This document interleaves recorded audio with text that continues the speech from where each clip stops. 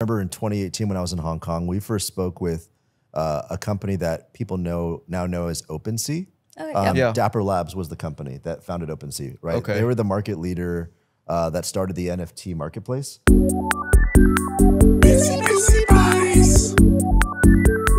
You are a man of many gifts, and also you've been a part of building a lot of projects, a lot of different influencers, digital media, again, what Brandon was saying with productions, film.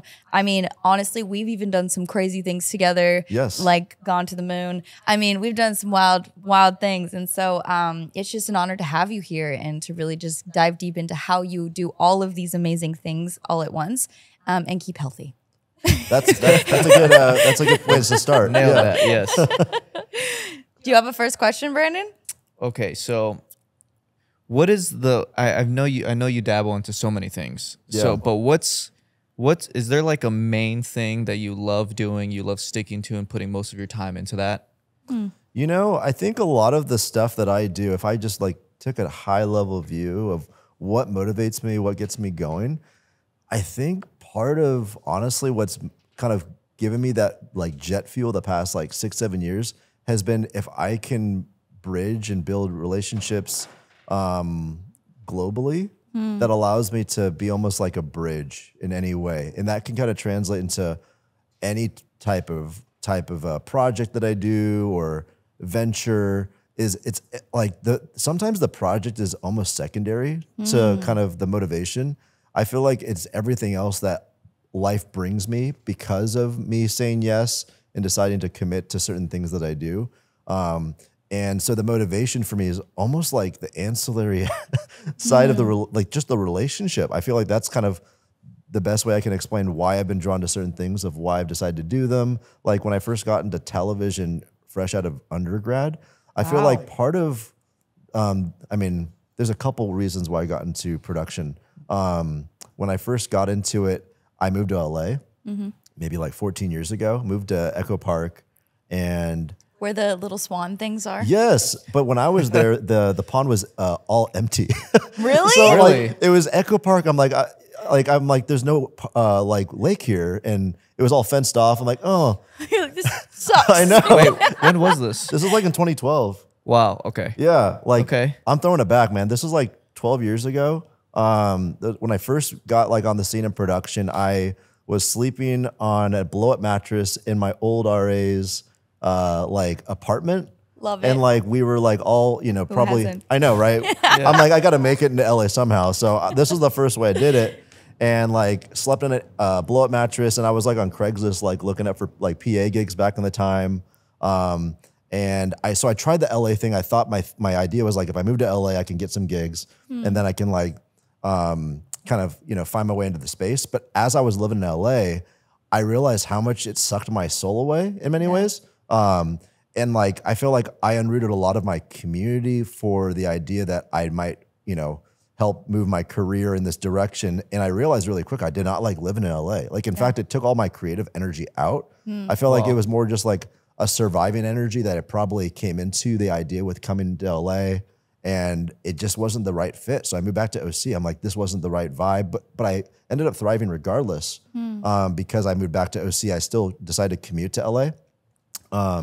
And because of that experience though, of like my almost like the longing of going back to OC. Yeah, like, please send me back so I'm not suffocating. Like it was that experience of like me not liking LA, which actually inspired my first TV show of wanting to almost like give an homage to my roots, which is Orange County. So we started a show called like BYOB, Bring Your Own Board, like, I don't know, like 12 years ago. That's sick. Okay. Yeah, and the whole thesis was like I wanted to share the roots of kind of the birthing grounds of a lot of the action sports industry in my backyard, which was Orange County. Yeah, that's amazing. And honestly, I probably wouldn't have ever pursued that unless I moved to LA, ironically. Like if I didn't feel, like sometimes you don't appreciate something until you move out of it or like you leave it. Right. And so for me, that was that instance, like way back when, was I realized how much I actually do appreciate OC and where I came from.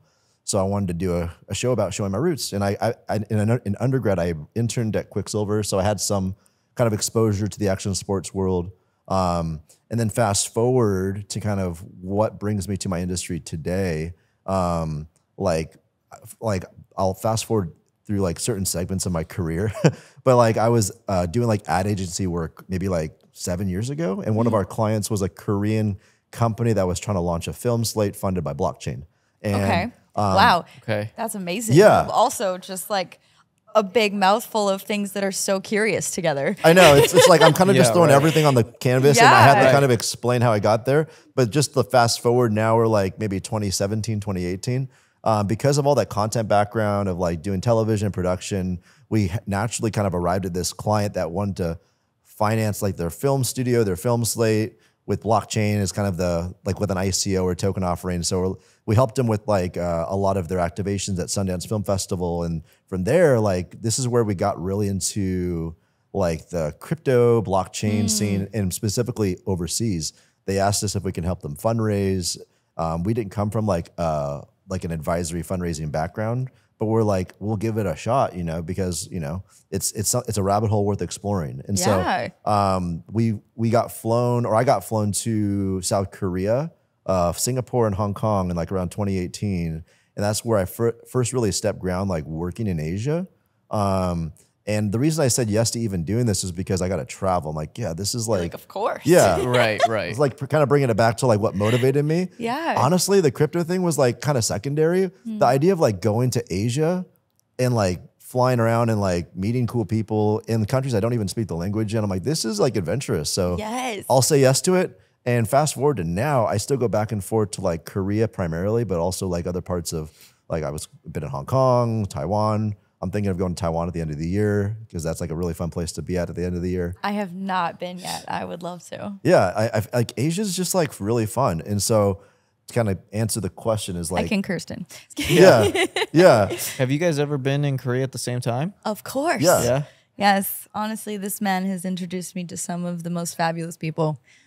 Again, speaking of your relationships, you carry such a gift, Kenji, of like really connecting and seeing people's hearts and their focus and the way that they have their intuition, like their intuitive natures together. Like I felt at home every place that you introduced me. And that is such a gift. So I just wanted to give you that because it shows that that's your main focus because the people around you all feel the same around you. And I think that's something that's a gift is being a home, regardless of where you're at. So sorry to interrupt your thing, but I've felt that many times when, Yeah. Thank you. I was just talking with some colleagues today about positive feedback loops, and that was a positive feedback there loop you for go. me. I think like, you know, it's one of those things where like when you're working with colleagues all the time, like sometimes we don't give each other positive feedback. Yeah. We're very much like correctional focused type of feedback, but sometimes you never know what you're good at or like what, you know. Yeah, like what did I do right? I know. So I'm glad to hear that you like, that was well received by you when we're like, I mean, to give context, we were both in South Korea maybe a year and a half ago, and it was like wintry, cold. Yes. And I think you were going to a songwriting camp. And I'm like, hey, like I go to Korea pretty regularly. Let's see if we can link up calendars. And so I was out there, and then like Kirsten and I like went all throughout like Seoul, and like We did. whether it was like eating or like I even took her to like this church I go to called Jubilee. There's like there's a big like English speaking. Oh, that's the same one you still go to. Yeah, I still Yeah. go every time. Yeah, like Yeah. telling you. Okay. it's a total like cool community. Like for anyone that doesn't speak Korean or is like an expat, or like there's a blend of people that like speak English primarily, but it's a good landing spot for anyone that's Yeah. looking for community. I've heard nothing but great things about Korea. I mean, Kirsten goes there, I think, at least once a year right now. And she's been trying to Not get as me to much join her. as Kenji. He's there once a month right now. I feel like I've been there 25 That's- times. So Since like total? total 25 times to Korea. Yeah, Okay. I've been 4 total. that's pretty good though. Yeah, but I love it. I think, again, with that, it's just such a gift to be able to call another place like feeling at home every time I visit it. Yeah. You know, like, and to have those spaces. He took me in the train station. We got my little first card with my little cute person on it. It was adorable. You know, had my first real experience. That was like, you're bringing back the memories. I remember we went to this place we went to the fashion district. Yep. Because we were looking for like some accessories for your shoot with The Chosen. Like you're doing like yeah. some type of like promo, and we're like, we got to find like a flower like yeah, crown you're right, or a something. crown thing. That's so right. Yeah. Oh my gosh. Yeah, that was amazing. Yeah. And we went into this like floor like 60 or something floor. Well, I'm exaggerating, but like in this random corner, there was one stall. We got like a crown, I think. Right? Yeah, we found something. And it was Yeah. like at 7 a.m. in the morning. We had to do it really early because like I think she had songwriting camp. Yeah. And so we're like, I'll go out at 7 a.m. Let's do it. And so we went to the fashion district. I speak enough Korean, but not that much to like haggle or like, really get down to like trying to ask specifically, we're looking for a flower crown. Do you have a flower crown? But we eventually like through like walking around at 7 a.m. in the fashion district, found a couple vendors that had what we needed. It was hilarious. Yeah. But without it, even my first time going, Yeah. I remember Kenji made sure that I was taken care of without him even being there. Again, your intentionality. So it just shows in business. I think that, we kind of went sidetracked of it, but what about relationship draws you to a place? Like, what is it that makes you feel purpose driven in any situation with a person? Like, what is your end goal in that? Like, I feel like maybe I'm going to get philosophical here, but it feels like it's like a river where it flows. And like for me, part of the adventure is to see where the relationship flows and where it can go. And the way to keep the flow healthy is like you want to give to that relationship to allow it to grow. And like for me, I think I get energy out of this type of way of just like building relationships. It's for me, it's not transactional. For me, it's like we'll build relationships, and if there's something that happens, great. But like I would never want to define a relationship with someone as being very transactional. yeah. Right. I think especially that was my experience living in LA. I've tried living in LA twice. And I tried, like, for example, going to a church. I don't want to name the church, but like, won't name it was them. one of those things where like, Justin Bieber went there, for example. And like, you would just see paparazzi there, and you would see, it's a whole scene with like the content creator community that they're all trying to like network. And I'm like, man, this feels like weird. Like it feels very transactional of why a lot of people go here. And it kind of rubbed me the wrong way. And so like, it's not to speak about the church, but more just like the undercurrent of a lot of people are just hustling, which they have to do in LA. Like everyone needs to hustle, but Right. like that's what I felt like I couldn't escape when I lived here. Is that like It didn't feel genuine. yeah, everyone's hustling, and I wish they were more upfront about why they're trying to get to know, you as a person. Yeah. Or saying like, hey, like, and it's okay if you're just trying to network. That's fine. There's a space for that. But like when you're like at church or when you're like at certain places, sometimes I'm just like, I'm here to be in this space and be present. Yeah. Like if I'm at church, for example, but I'm not here to like, try to hustle or Talk about business, find the next deal. But the thing is, like, everything ties together in life. And so I'm not like anti doing business with people that go to church. It's just there's a time and place for everything. And I feel like everything got blurred when I lived in LA. Everything was just like, I can find this angle to leverage this and leverage this. And I'm like, I just need to get out of a place where this is the mentality. And so I ultimately moved back to OC multiple times because I tried. You're like, let me try again. I tried LA twice. I tried it also living by the Grove to also get more like content related stuff, with television done. And I felt the same thing. Like the undercurrent was still like, I couldn't escape it, and it was not life-giving for me. And so I just decided to be very particular with where I live, but it doesn't define necessarily my industry. And I need that separation in order to thrive. I love that quote. Say it gonna- again. Which really one? quick. You're like, that where I live doesn't define my industry. Yeah, no, for sure. I think that's huge because I was talking to Brandon about this yesterday, actually. And I think we state this a lot about how you can sit in rest and peace even though we're busy bodies, Yeah. Because LA is this hustle But also- mentality. Right. And then it also doesn't, it just doesn't always work for everyone. Sometimes it's too much, but being able to also understand that, acknowledge that, and be like, okay, look, I need to get a change to kind of like revive my spirit, revive my soul.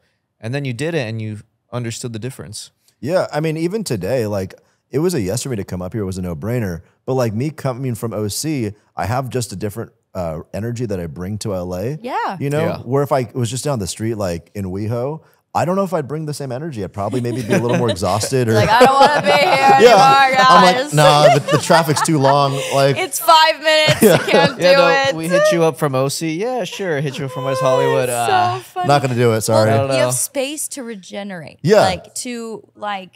That's why I love travel, because I get to soak in other spaces. Mm-hmm. Like I get to witness how to live life differently, which then when I come back to LA, I can bring that with me, and I'm a lot more happy person. If I sit here too long, I get really depressed. I do. Like I get like, ugh. And I'm like, where's Kirsten? But in that, quick question, I have a question for you on my cell phone. Okay, so how can leaders foster a culture of wellness within their teams? Ooh, I feel like this is every HR person's interview question. Not that Yeah. I've been ever in an HR interview, but This is my HR interview question. this feels like a corporate wellness question from like an HR person. Yeah, yeah. Like, Yes. what initiatives would you implement to? What would you do? Well, why I ask is because you are a leader in a lot of spaces. You know, right. blockchain, film, social media, music. He even does music, guys. He plays the saxophone. This man has a list of qualities. So many things you that, can dive into. Yeah. And honestly, you do it all with such ease. I mean, I know there's a lot of work that come with it, but yeah, I just think in that you're a leader in many spheres of influence. So what would you tell people or share with them of how to keep their space sacred and well? You know, I can just speak for my own boundaries that I have in my life, where I feel like a lot of noise can creep into your life if you don't have boundaries with like how you treat your phone. Like in the morning, Right. I've made this like spiritual type of rhythm where I won't touch my phone probably for the first 20 minutes when I wake up. I need to first grab a coffee and then I get into prayer and reading the Bible. As that kind of almost like defiance to technology, saying the first thing I'm going to touch today is actually the word. It's not going to be the distraction of the noise that I will always plug into anyways throughout the day. So it sets almost the tone that I control the pace and the rhythm of my day. I don't let the noise control me. And so that's one thing where like it allows me to almost establish a plumb line or a reference of like, this is how I start every day. Yeah.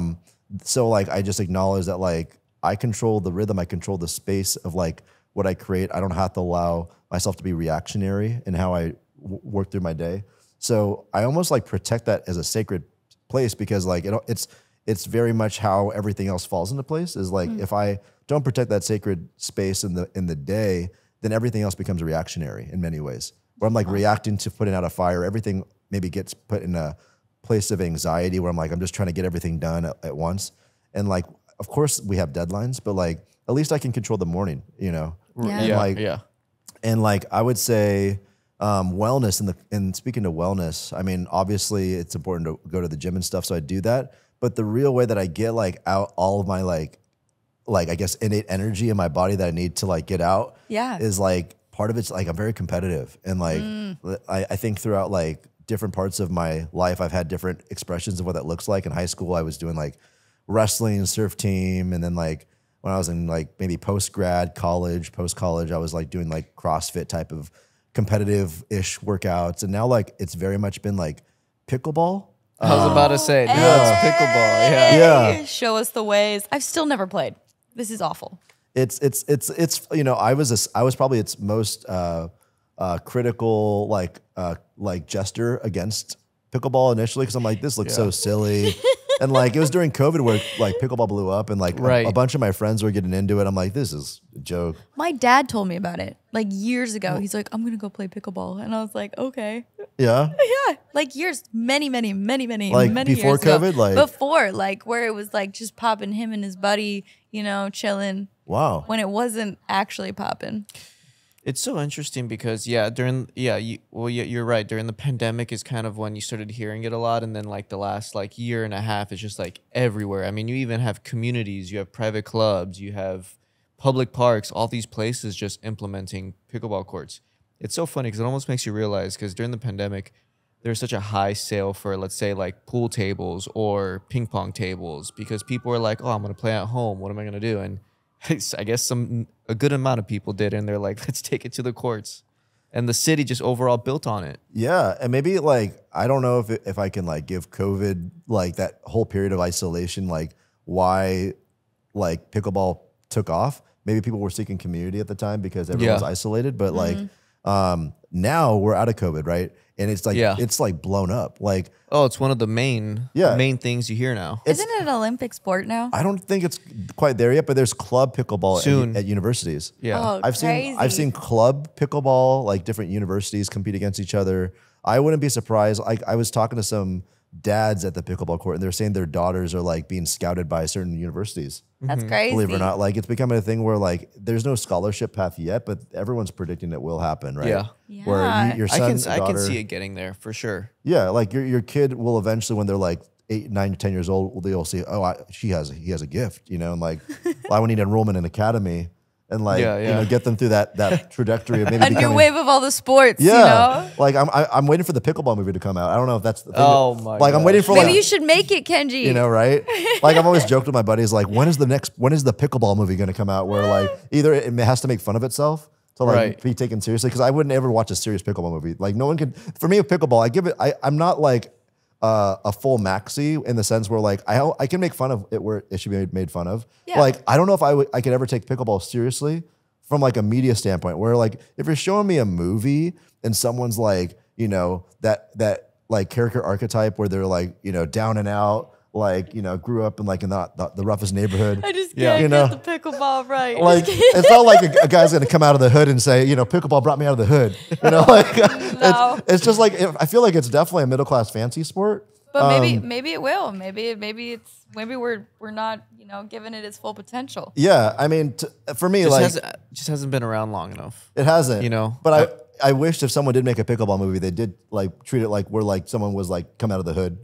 Yeah, and I hope so. I mean, my point is like if you're gonna make a pickleball movie, like the best way to do it is you have to make it where you don't have to take yourself seriously. Like if they're like almost like breaking the fourth wall, where they're like, yeah, we don't take ourselves that seriously either about making a dramatic movie about pickleball. Yeah, like that's why I would probably actually watch it in the movie theater. Yeah, you know? It's amazing. Well, I'll be ready for this movie when it does come out, and maybe you can be part of it. Maybe we'll all act in it. Yes. I'll learn my pickleball skills for the next couple of years. Like I gotta get on the court before I get behind the set. It's called acting. Yeah. Yes. Well, I'm really good at ping pong, so maybe that talent will merge into pickleball. That's where I got my paddle sport background. Okay. Everyone that comes into pickleball comes from like, I mean, I've met people that come from badminton. Like tennis, obviously, you get your drive. Ping pong, you get the wrist movement. I've been told by so many people though, if you're pretty good at ping pong and you're active at ping pong, you'll pick it up pretty easily. Yeah, I've heard it's easier to pick it up versus, I guess, tennis. Even though it's like somewhere in the middle, it's obviously like smaller. It's slightly smaller than a tennis court, right? Yeah, tennis is twice the size. Yeah, and like I failed when I was in high school at tennis. Like I tried out for the tennis team, and like it did not happen. He said, "Nah, me and tennis ain't friends." I was not. I ended up doing wrestling and surfing instead. Okay, but I tried out for the tennis team because I'm like I want to do a sport. Yeah. And like I think I made, thankfully I didn't like get cut the first time. Yeah. But like I definitely got cut like at the edge of the second. So like at least I could say like I wasn't that bad, but I was definitely like not qualified for the team. You made it That's the next level. amazing. Yeah. It's okay. You know, I didn't really make any sports teams. Okay. Could you tell I'm a sports girl? What do you mean? You know? Music and quads. I love like my four-wheelers. I love driving. Those are things I can do. Yeah, like enough about me. How about you, Kirsten? Like you and your I was gonna say, don't ask her about jet skiing. I wasn't going to ask you about anything about sports. I was trying to. Okay. I was trying to give you your flowers about the music stuff you're doing, like in Korea. Like, tell me, because I haven't caught up with you since you were. I know we haven't got to see each other. Well, I just had a new song I wrote called "Kill It." Come out with aespa, their new album, No way. Whiplash. Yeah, they picked up this another one. song from her. Yeah. So, it's amazing. I wrote it with EJ, who's incredible, and then Lay is the producer, and they killed it. Literally, we killed it. I love the song. Well, and you released a new single. Oh, and I released your own a new music single, though, called "Prison of Desire." Okay, you guys gotta go check it out. Maybe you should play a little saxophone to it. You know, some vibes. Hey, don't tempt me with a good time. Honestly, please do. I think it would be so awesome. Yeah. Man, so many. I have a song coming out tomorrow with Coke Studio. They have some artists that they love, and I'm one of them, thankfully. Thank you. And I don't know, just being busy. I swear I'm really just busy all the time in a good way. But like you said, I'm learning to really celebrate those moments, because to me, they're just these little dots that I'm checking without analyzing the fact that, wow, this is a big moment, you know? Like, well, that goes hand in hand with, like, I feel like this majority of the city is so like anxiety driven, right? It's like go, go, go, go, go. And then things are happening, but it's almost like you're on this go, go, go speed that's like you don't even take a second to be like, wow, this happened. Yeah. Let's celebrate this. This is huge. A year ago, I was wanting this to happen, and now we're here. Yeah. You know, so it's important to celebrate that stuff. I did what you said this morning, though. I didn't touch my phone for the first 30 minutes. I just randomly got up. I got my word. Not my word, the word. And I sat outside with my coffee, of course. And it was Joshua. And it was such a good word today because it was just kept repeating, be strong and courageous. Wow. And I've just been feeling so much anxiety. And it was just so powerful. It was like, said, I will never leave nor forsake you, but you must be strong and very courageous. And you must abide by the laws of Moses so that you will be prosperous. And that everywhere you touch will be in my promise, like it's yours. And so like that was just such a whole moment for me because I was like, wow, I'm so focused on what I don't have or how I didn't steward things wisely. And today, my only job is to be strong and courageous in every moment. Wow. You turned into a way more encouraging passage than I did this morning. I was in Jeremiah 11, which I feel like was like, I'm going to rain justice on like anyone that doesn't abide in me. We need both, Kenji. We need both. I was more in the fear of God passages this morning where I'm like, okay, yeah, I think I hopefully I'm abiding, right? Yeah. But yeah, that's good. That's encouraging. I think that is encouraging though, because we forget that that's the only fear that we should obtain, right? And it's because there's someone bigger than us. So we have to let it go. So it's encouraging in the way that my only focus is to be strong and courageous in the focus that it's not in my hands, you know? So it's similar, you know? Yeah. The wrath is great. I'll just say this. Some people need a healthy fear of God in order to live life correctly. Exactly. Like if you don't fear all anything, do. like I'd be scared for you if you don't fear anything. Yeah. So like- I have a couple questions, but one to go hand in hand with the conversation, Kenji. So you said, you know, your routine is trying not to get on the phone right away, try to be with the word, just kind of hone in to just get a good habit in to start your day. So and pickleball. And pickleball, yes. But for, let's say, sitting in on and trying to get deep into the word, right? So has that always been a habit of yours, or like what got you into that routine? I would say I got into this routine maybe 2.5 years ago. I think I was just encouraged through my pastor to really make it a purpose to control what information I allow to be in terms of like let's just say metaphorically our brain is an intake on information on what comes in, right? Like that we control the input of what information comes inside our brain. And like you made it illustrated where I'm like, I literally can just do this every morning. Like we control the data and the noise that comes in and out of our attention span, our day. And like on a very fundamental level, a lot of things that require excellence and require like investment in, you have to literally invest time. You have to invest like unadulterated, undistracted time to do. And part of like, I think becoming more faith-filled and kind of living from a place of where you should be living comes from investing time, like unadulterated time, not distracted in the word. And so that's where I'm like, it hit home for me and it stuck. And it's been like probably 2.5 years. And then I think I even accelerated this maybe last year. I ran into a couple of friends in Asia, like one in Korea, one in Malaysia. And they really encouraged me. Like they told me about their rhythm and they said, I read all chapters on chapters on chapters a day doing the same thing. I'm like, man, I'm only reading one chapter a day. Like I feel very like I'm not giving this enough of an effort. And then I ran into a friend in Malaysia that said, oh, I've read the entire Bible in a year. And I'm only been a Christian for a year. I'm like, what? You're like, hold on a second. I haven't read the entire Bible. And you've been a Christian for a year and you've read the entire Bible. I'm like, I have some work to do. I'm like, I'm just encouraged by people's like their own like rhythm. Right. And I'm like, man, I feel like there's people in Asia. I'm not saying this is just a trope of people like giving more effort in Asia, but like there's people that treat this with excellence. Yeah. And I've seen how that reflects in their life. Yeah. You know? We also just have natural like avid readers. Yeah, no, too. for sure. Like that's tough for me. I've been trying to read for, I can't even tell you how long. It's been a long time. Yeah. I actually do better, I guess, going on like a weekly basis of hearing a new chapter by the pastor that we listen to. Yeah. I mean, I should read more. But yeah, I feel like you really got to be like an avid reader to be able to read a book in a year. But also like we know people that read books in like a month, a week. Oh, which sure. That to me is It's just hard. To read the whole word, like the word of God in a month, you're a G. You know, one thing Well, that one of my behaviors that's changed since I was in childhood to adulthood, which I wish it didn't change, was my reading habits. Okay. Is because like I used to read a lot of books, and When it you was were younger. When I was Yeah. younger, like a lot. Like Okay. I was inspired by the movie book to movie Matilda. Okay. And like one of her superpowers was like the more she read, she acquired these superpowers of being able to like change the world through the acquired powers of almost like how she can like make things move with her mind and stuff. Yeah. And I took that almost, I feel like I got inspired by that. And like when you're like 6, 7 years old, the world doesn't make sense like as a literal thing, but I literally thought like I would get powers if I read books, you know?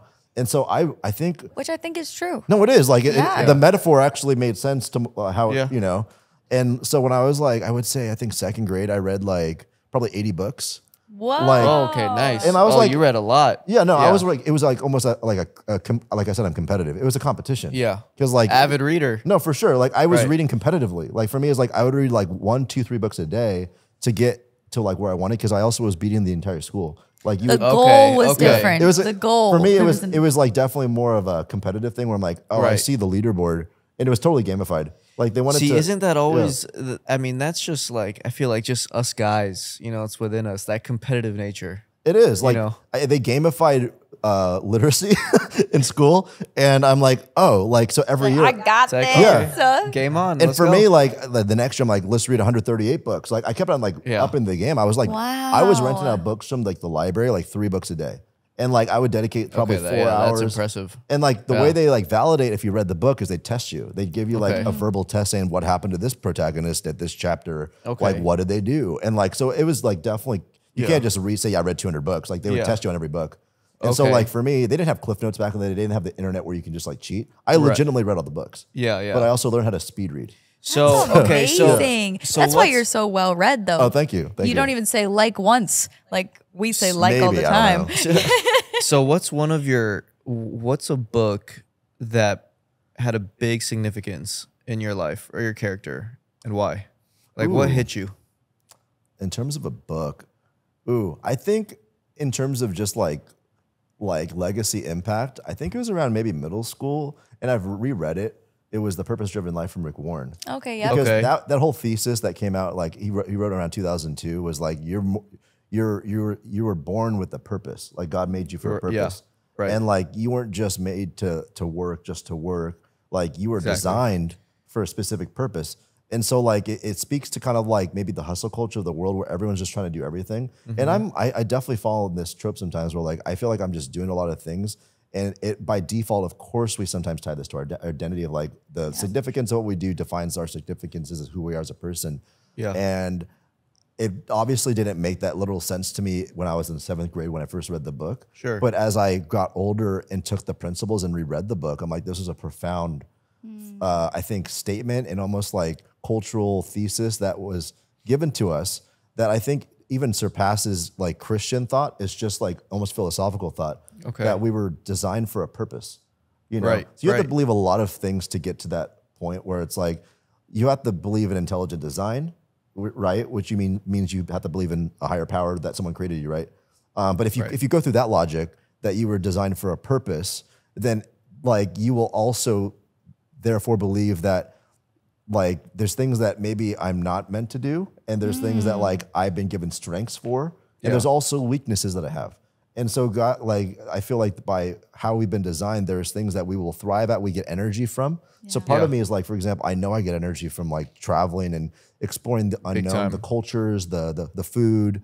That's been a lot of tasting it right No, now. for real. Like I'm a big time, yeah. foodie, you Right. know, and like there's a lot of things that I feel like was born in my DNA to say I get energy from this activity, so I know I probably should be doing it, you know. You're right. And like that's why when I answered your first question, it wasn't like the thing that I was doing that made me alive. It was almost like the undercurrent of what was connecting was the relationships, like is what gave me the energy. And so like I Okay. was almost like created, I feel like by That's design. what your fuel was. Yeah, like that Yeah. was what gave me the undercurrent of why I felt alive. Like even like when I was doing film production right out of like undergrad. I was like 22. I remember I was on Yeah. film sets 18 hours a day, 6 days a week. I was falling asleep on set, man. Like I was like the grunt PA, driving, picking up all the food. Oh, like I was man, helping okay. like get scripts and call sheets done. I was exhausted, Yeah. but I loved it. mean, 'Cause that's I'm a like, long day. Yeah. yeah, but for me, I feel like it was the experience of the unknown because it was my Yeah. first foray into production. A lot of these things was like, I feel like the adventure. I flew to the Midwest. We went to like 8 different states to film a feature film. So there's a lot of components of like the unknown, the adventure, Yeah.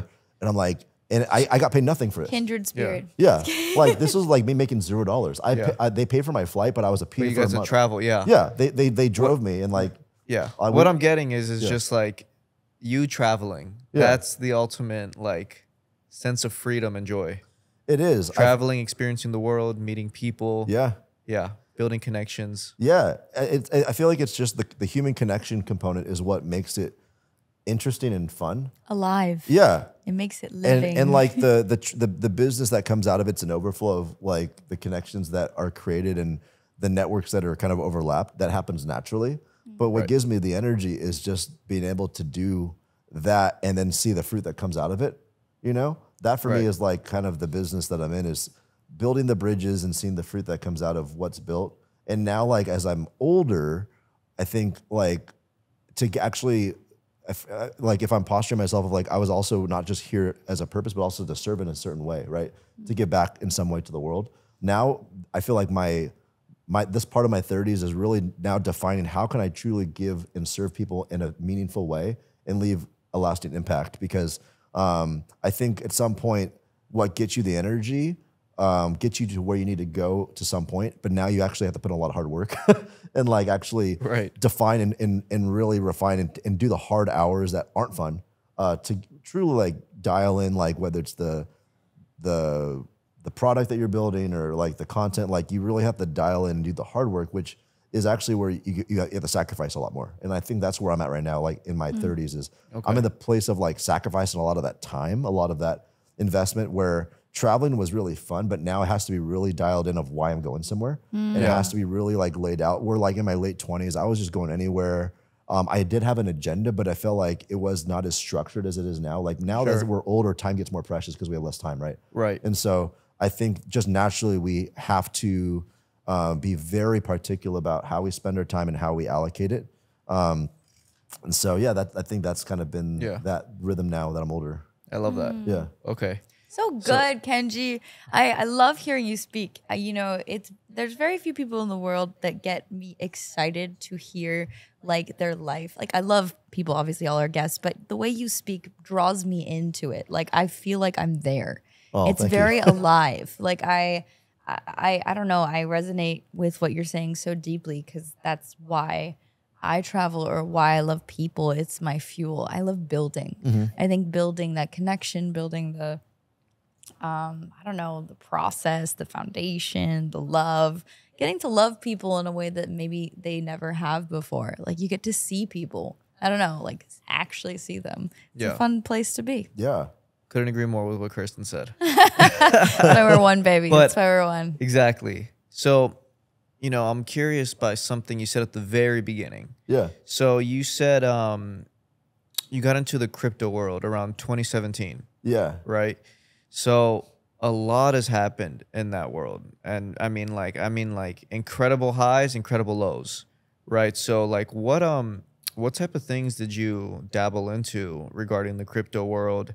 And just how did you even see that whole industry as you're walking through it? Yeah, man. I was in the ground floor of a lot of things that became juggernauts. I remember in 2018 when I was in Hong Kong, we first spoke with a company that people now know as OpenSea. Okay, yeah. Yeah. Dapper Labs was the company that founded OpenSea, right? Okay. They were the market leader that started the NFT marketplace Okay. for Web3, right? I remember speaking with their founders when they were still fundraising. And like part Really? of my business Okay. in industry was like talking with a lot of prospective founders that raised their seed or Series A, or they want to raise their Series A. And then we would help them with those introductions in person, like in Hong Kong, Korea, Singapore. That's Okay. where I was on the ground. I was that on the ground kind of like liaison to Okay. help with that. He was the agent. Yeah, secret right. agent. So I remember speaking with the Dapper Labs founders, and like we didn't expect them to be like we didn't expect any project to probably be to where they were now. But that was one of Okay. the big giants we spoke to. when we were doing like investor roadshows during COVID. And now like, fast forward, I think in 2021, NFTs blew up, Bored Ape Yacht Club, Yuga Labs, like a lot of these blue chip NFT projects blew up, and then the industry kind of matured, and like, we've seen like I remember like the early days, like from 2018, it blew up. And I've seen like other instances where like USDT, which is like the stable coin, one of the main stable coins. Right. I remember when it was 2019, one of the founders of it, Brock Pierce, he was also a founder of like another token called like EOS. And I was at EOS's office in Hong Kong. And like I got invited to a private dinner with EOS's team when they were in Los Angeles with Brock. And I was able to sit down with him and talk about Puerto Rico because he lives in Puerto Rico. Okay. And like I'm a quarter Puerto Rican, so I was like talking about like the island with him a bit because I have family. I haven't been there a lot. I've been there a couple times to see family, but it was cool to see like a guy that was trying to make some impact and like called his residency Puerto Rico. And and like I literally saw Brock last week. I was judging a panel, a pitch panel, and Brock was one of the keynotes before the VC pitch competition. And so it's cool. And I ran into a lot of people that I met 6 years ago in the space. Okay. That were like the first people I met in crypto in LA in 2018. They were the ones running the event. I'm like, this is deja vu. Yeah. Like, well, I'm running to like the OGs that I met in LA when I first got into crypto, and now they're still building stuff in LA, which is great. Yeah. So like I've seen like a lot of stages of the crypto industry mature. Like in 2018 when I first got in, it was all about like these things called ICOs, initial coin offerings, where people were raising absurd amounts of money. So like, for example, my first client was a Korean ICO that was trying to finance a film slate for like $100 million and trying to sell like tokens for this tokenized film slate, right? Basically fundraising a film slate through crypto, right? And then I had like interesting clients that were like, this was a fun one, the ex-minister of nuclear energy for Russia. And so he worked for the Russian government. Wow. And like I was in Hong Kong when he hired us out of the blue. It was one of those guys where like I never met him in person, and like he called me when it was like 10 p.m. Hong Kong time, and I had to interview him to see if he'd be a good client. And so I was in Hong Kong. I was like, going back to back on trying to like basically help with the road shows that I had on the ground in Hong Kong while also onboarding the next client at the same time. What? And so like I was taking a 10 p.m. Hong Kong call, and this guy's like, yeah, here's my project, and I was half tired. I'm like, okay, that sounds good. Well, here's our wiring information and commercial terms. If you're interested, just let us know. The next day, Sight Unseen, he sends us the full payment. And I'm like, wow, this guy's really fast. Right. And like then he's like, hey, can you also speak at my conference? Like I'm hosting a conference in Macau. I'm like, sure. And like a lot of this didn't like connect until I realized like what's going on. I'm like, oh, this guy has his own conference. Like he has his own crypto conference that he's hosting. And he just like hired us like Sight Unseen. Like it didn't matter. Like it was just like hiring someone to, I don't know, like, it was just like so casual. Yeah, it was like, okay, like usually you do more like due diligence process or back and forth. He was just like, okay. You would think so. Yeah. And like, I'm like, okay, this guy. You were compelling. Yeah, it was, maybe I was compelling, but just like very objectively, you would usually go through a due diligence process back and forth and really look through commercial terms before you agree on something. But he just Sight Unseen sent the money. I'm like, okay, this guy's interesting. That's wild. Yeah. And so like, you don't hear that every day. You don't. Like business doesn't usually get closed that way, but usually those are the best clients. They're very low maintenance. They don't care. They don't get through the nitty gritty. And they're on it. Yeah, they're on it. Yeah. So like within a week, like he's like, I take a ferry to Macau and I go to this like conference hall. It's in Macau, and I don't know where I'm at. There's all these foreigners there from like Uzbekistan, China, like Vietnam, and I'm like, where am I in the right place? Because like this guy's Russian. Yeah. And then I finally find a table with like all these audio sets, which is for translation. And I'm like, is this for this company? And they're like, oh yeah. I'm like, I'm looking for so-and-so, the founder. He's like, oh yeah, he's over there. And I was there an hour early. I was trying to be punctual, obviously, try to be there on time. Right. And he walks up to me. He's like, Kenji, thank you for coming. We can actually have you speak right now. I'm like, oh, it's like an hour before. He's like, no, it's okay. You can speak now. I'm like, okay. You're like, okay, I'm on it. Don't worry. He's like, oh, you got here. Great. Hop on stage. Yeah. And I'm like, okay. And I walk into a conference hall of 500 people, all in Hawaiian shirts and shorts. What? No way. Yeah. And I'm like, that's so bizarre. Yeah. And I'm like in Macau. Yeah. And like, I'm like, where am I? Like, and I brought one of my clients with me because I told you I was doing back-to-back road shows. Right. So like one of the clients I was telling, he was raising money for a fund. I'm like, hey, maybe this guy can help us out too for you. So he came with me to Macau, and the guy comes with me. He's like, dude, where are we? And like, we walk through this hall. I go to the front of the stage and I talk to the MC. He's like, hey, you have to slow down when you speak because I have to say the sentence in Russian, and then there's like 4 or 5 people in the back that have translation booths that's translate the Vietnamese, Chinese, like all these different languages. Okay. And so I've never spoken like at a conference where you're translated in like all these languages. So I had this whole prepared like PowerPoint with like about like very technical stuff. And I'm like, and I looked at the audience, they're all wearing Hawaiian shirts and like shorts. I'm like, I bet these guys don't even know a lick about what I'm saying. Yeah. Because they don't look the part. So I'm like, I had to change my speech on the spot. Wow. And so like innovation. And I also had to do it one sentence at a time because I say a sentence, then they translate it, then I say a second it's like sentence. you had like a little beat in between. Yeah. And so like I literally just fed off the energy where like when I got woke up on stage, they said my name, they started playing that song like Celebrate, like Motown. And everyone stood up and started clapping just like what you were doing. And I'm like, am I at church or something? It was a real conference. It sounds so random. It does. And I'm like, what is this? Is this a cult? You know, like I wasn't sure what this was. And so I get up to the stage and I'm like, I feel like I'm like being treated like not like a cult leader, but like the cult leader brought me up, so I must be therefore special. And so you got the Celebrate song. And so I got the Celebrate song. And so I started like literally just improvising. I'm like, I am Kenji and I'm from California. And then I let a beat happen. And then they would all clap and applaud. And then I'm like, I'm here to tell you about why your founder's a great leader. And they're like, yeah. And then they kept on like literally just cheering after every sentence I said. Right. And like they just ate it up. And I'm like, I don't even know if they know what I'm saying. Yeah. And like, cause like the translation booths are in Russian and like all these different. And they're just going crazy That after every is sentence. amazing. And so like I literally was like line by line going improv. And I'm like, okay. And then like, I'm like, and that's my speech. And everyone's like, yeah. And then they cue Celebrate again. And I walk off stage. And then the founder comes up to me. He's like, you did a really good job, Kenji. And I was freaked out. I'm like, what would I just do? Like, this is so weird. Yeah. Like, I just don't know where I'm at. One night and you're somewhere else. And like, I'm in Macau and I'm like, this is weird. And then he's like, there was a black and white party that night, like at a casino. And I'm like, dude, this is weird. Like, I just got weirded out. I'm taking the ferry back to Hong Kong. So I took a ferry back with the other client that I had. Right. And then I get a call at 11 p.m. It's funny, you're still with this other client. The other client. Yeah. While I'm speaking as a favor to this other client's conference. And then the guy, the founder calls me at 11 p.m. He's like, why aren't you here? We have a black and white party. And I'm like, oh, okay, let me make it back to Macau. So I took the last ferry back to Macau. And like I went back to the casino. The ferry's like an hour ride. I get back and it's about midnight. And like they bought an entire club. Like, and there was like all these bodyguards. And I'm like, dude, what is this? Like this guy's bodyguards too. And like I get, and like everyone starts like kind of like. It sounds so bizarre. Dude, the crypto world was weird. It still kind of is. I'm like, I'm not like a maxi about like my industry. There's some weird parts about my industry.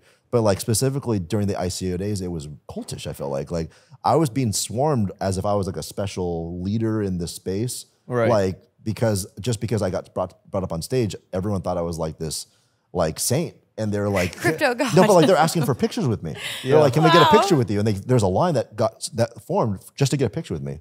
Wow. And I'm like, I literally just made up this speech. And I knew I'm from California. Yeah. And they're like, oh my gosh. And you got to line out the door. I got to line out the door. Yeah. And then like they had bodyguards that were like kind of, and then they brought me to the bottle section where like I had my own privacy. There was like a fence, like a rope area where like the bodyguards gave me my own space. But there's people still like hovering by the ropes trying to get a picture. And then eventually like, I'm like, dude, who is this guy? Like, what's going on? We're like, this guy's. You're wondering who that guy is. They're wondering who you are. Yeah, and like, and then I after like an hour, like I left, and I'm like, hey, bro, like we have our first meeting at like 10:30 in the morning tomorrow. Yeah, like we got to be ready. So I got to go home early. And he's like, well, let me just close up the check, and he made it a point to like show me the check. He's like, this is $500,000 to, he showed me the bill like on the receipt. I'm like, he's like, yeah, this costs $500,000 to buy out the entire club with all the, service and everything. Like that's nuts. Yeah. I'm like, no wonder it was sight unseen that he hired me. Like it was just nothing. It was nothing to this guy. And then the next day I meet him at a coffee shop because I'm like, I want you to sit with me for 30 minutes so I can brief you for our first pitch meeting for the VC. Sure. And he was half an hour late. And so I'm like, dude, what is with this guy? Like, okay. And so I was there for 20, 30 minutes. And thankfully I'm always at the punctual type where like I give it an hour before our meeting. So he was late by 30 minutes. So we're technically 30 minutes before our meeting. Yeah. And I'm like, hey, what happened? He's like, sorry, customs, man. Like his bodyguard didn't make it past. He had 2 bodyguards that went with him, but one didn't make it because of his like passport from Macau. Oh. And so he's like, sorry. So he only had 1 bodyguard. But I was still confused. I'm like, why do you have bodyguards? And like, because I've never had a client that brings a bodyguard with them at all times. Yeah. And then he's like, well, coffee shop. Yeah. Yeah. I'm like, this is kind of weird. There's a guy, a suited guy, like just like standing there with it feels like a Steven Seagal guy. He has a ponytail. Like, Like, where am I? Like this guy's, I don't know what kind of skills this guys have, but like he had a bodyguard with him standing there like this. And he's like, well, let me tell you about myself. And like, he told me that he was the Minister of Nuclear Energy for Russia. And he's like a young guy. He's only 3 years older than me at the time. Wow. He's probably like early 30s. And like, he's like, yeah, like I was youngest Minister of Nuclear Energy for Russia. And he worked with Putin and like all these things. So bizarre. And like, he's like, after 4 years, I kind of got like tired because I wanted to run the family business. His family business is like a multi-billion-dollar family office that owns like 47 Burger Kings and like all these things, weird things in Russia, like coffee shops and like the most random. Random portfolio. And then I'm like, well, this guy's like worth is over $1 billion. I'm like, I asked him the obvious question. I'm like, then why do you need me? Like, why did you hire me? And he's like, oh, I didn't need you for the money. I needed for you to introduce me for market legitimacy, to legitimize my company in the market. And so I started realizing, like, as I was taking him all these meetings,